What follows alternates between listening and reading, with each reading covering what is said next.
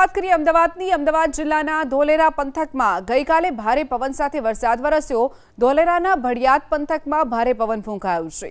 Mini વાવાઝોડાના કારણે ઘઉં ચણાના પૂડિયા ઉડી ગયા હોવાની પણ ઘટના સામે આવી।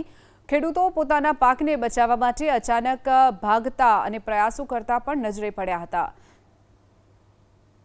તો ભડિયાદના આ દ્રશ્યો છે જ્યાં ભારે વાવાઝોડું આવ્યું। ભારે પવન ફૂંકાવાના કારણે ખેડૂતોનો જે તૈયાર પાક હતો તે પણ ઉડતો નજરે પડ્યો હતો, જેને ખેડૂતોએ તેને બચાવવા માટેના પ્રયાસો કર્યા હતા। તો કેટલાક મકાનોના જે છાપરા હોય, પતરા હોય, તે પણ ઉડી જવાની ઘટના બની હતી। જે દ્રશ્યો આપ જોઈ રહ્યા છો, સદનસીબે કોઈ જાનહાનિના સમાચાર સામે નથી આવ્યા।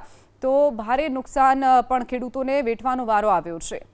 તરફ વાત કરીએ અમદાવાદની અમદાવાદ જિલ્લાના ધોલેરા પંથકમાં ગઈકાલે ભારે પવન સાથે વરસાદ વરસ્યો।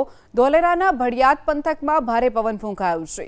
મિની વાવાઝોડાના કારણે ઘઉં ચણાના પૂડિયા ઉડી ગયા હોવાની પણ ઘટના સામે આવી। ખેડૂતો પોતાના પાકને બચાવવા માટે અચાનક ભાગતા અને પ્રયાસો કરતા પણ નજરે પડ્યા હતા।